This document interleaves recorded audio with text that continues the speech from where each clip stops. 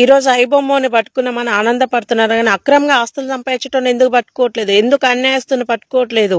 ఈ రోజు వాడేదో సినిమా ఇండస్ట్రీకి ఏదో లాస్ట్ చేస్తున్నారని చెప్పేసి వాడిని పట్టుకున్నారు.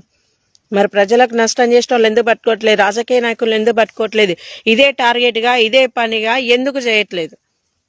ఎందుకంటే సెలబ్రిటీలకు కానీ సినిమా ఇండస్ట్రీలు గొప్ప గొప్పలు కదా, వాళ్ళకి అన్యాయం జరుగుతుందని. అదే రైతులకైతే జరగదు. గవర్నమెంట్ ఎంప్లాయీలు ఎంతో మంది లంచం తీసుకుంటున్నారు, వాళ్ళని పట్టుకుంటారా? మీకు దమ్ము ధైర్యం ఉంటాయి.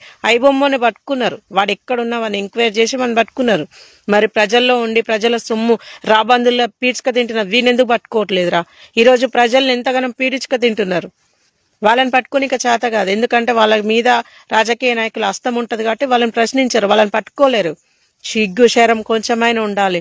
ఇంకా మానం మర్యాద లేకుండా మనం పట్టుకున్నాం అనేది జబ్బలు ఎగేసుకొని మాట్లాడుతున్నారు. కానీ అక్రమ ఆస్తులు సంపాదించటం పట్టండి, లంచాలు తినటం పట్టండి. మీకు దమ్ము ధైర్యం ఉంటే అప్పుడు నిజమైన భారతీయుడాన్ని ఒప్పుకుంటారు. ఏ మొహం పెట్టుకొని ఒప్పుకుంటారా మీరు? సిగ్గు ఉండాలి గింతనన్నా.